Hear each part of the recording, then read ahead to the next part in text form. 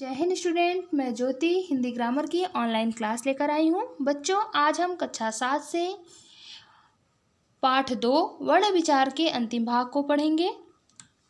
अब हम देखते हैं उच्चारण के आधार पर व्यंजन के भेद। उच्चारण के आधार पर व्यंजन के कितने भेद होते हैं? तो 8 भेद होते हैं। कौन कौन से होते हैं? स्पर्शी व्यंजन, स्पर्श संघर्षी व्यंजन, नासिक के व्यंजन, पार्श्विक व्यंजन, प्रकंपित व्यंजन, उत्क्षिप्त व्यंजन, संघर्षी व्यंजन, अर्धस्वर व्यंजन। अब हम देखते हैं स्पर्शी व्यंजन। इन व्यंजनों के उच्चारण में एक उच्चारण अवयव दूसरे उच्चारण अवयव को स्पर्श करता है, इसलिए इन्हें स्पर्शी व्यंजन कहते हैं। जैसे क से म तक हमारे क्या होते हैं? स्पर्शी व्यंजन होते हैं। इसमें चछ जझ नहीं होते हैं। अगला देखते हैं हम स्पर्श संघर्षी व्यंजन। इन व्यंजनों के उच्चारण में जिह्वा का अग्रभाग व तालु के मध्य स्पर्श एवं संघर्ष दोनों ही होते हैं और ध्वनि इन दोनों के साथ स्पर्श करती हुई और रगड़ खाती हुई निकलती है, जैसे च, छ, ज, झ आदि। अगला देखते हैं हम नासिक के व्यंजन। इन ध्वनियों के उच्चारण में वायु नाक द्वारा बाहर निकलती है, इसलिए इसे नासिक के व्यंजन कहा जाता है, जैसे म, न, ड़, य आदि। वर्ण का मतलब 5वां अक्षर। अगला देखते हैं पार्श्विक व्यंजन। इस व्यंजन के उच्चारण में जिह्वा का अग्रभाग मसूड़ों को छूता है, किंतु दोनों के बगल का भाग अथवा एक ही बगल का भाग खुला रहता है, इसी से वायु बाहर निकलती है। ल अकेला पार्श्विक व्यंजन है। अगला देखते हैं प्रकंपित व्यंजन। इन व्यंजनों के उच्चारण में जिह्वा की नोक मसूड़े के समीप अंदर से आते प्रवाह के कारण कई बार कांपने लगती है, कांप हो जाती है। र प्रकंपित व्यंजन है। अगला देखते हैं उत्क्षिप्त व्यंजन। र और ढ उत्क्षिप्त व्यंजन है। इनके उच्चारण में जिह्वा की नोक को तालु से सटाकर एक झटके से नीचे की ओर फेंक दिया जाता है। अगला देखते हैं हम संघर्षी व्यंजन।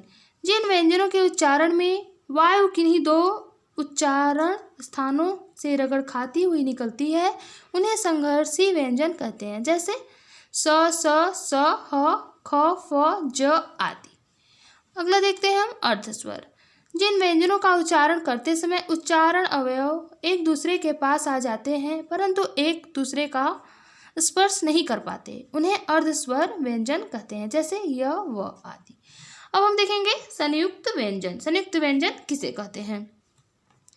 दो भिन्न व्यंजन ध्वनियों को जब एक अक्षर के रूप में लिखा जाता है तो उन्हें संयुक्त व्यंजन कहते हैं।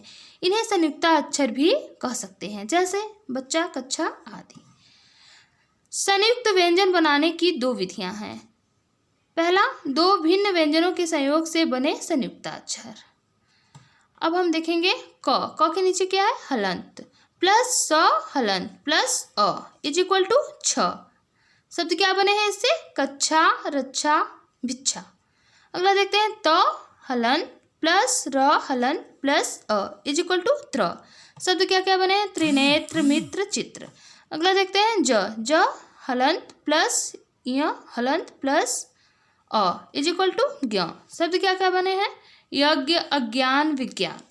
अगला देखते हैं स हलंत प्लस र हलंत प्लस अ इज इक्वल टू स्र। शब्द क्या क्या बने हैं? श्रवण, श्रेय, श्रेष्ठ। दूसरा देखते हैं 2 भिन्न व्यंजनों से निर्मित संयुक्त व्यंजन। क हलंत प्लस ल इज इक्वल टू आधा। क पे हलंत लगा हुआ है तो क्या हो गया? आधा क, ल, क्ल। तो इससे क्या शब्द बनेंगे? कलांत, सक्ल। अगला देखते हैं ज हलंत प्लस य, क्या हो गया? ज्य। तो शब्द क्या बने? राज्य, पूज्य। ऐसे ही सारे हैं। अगला देखेंगे अब हम द्वित्व व्यंजन।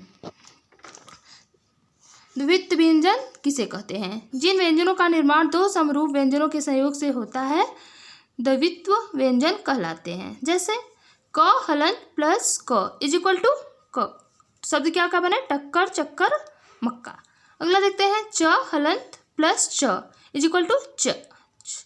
तो क्या शब्द बनेंगे? बच्चा, कच्चा, सच्चा।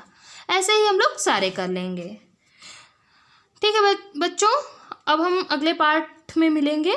धन्यवाद।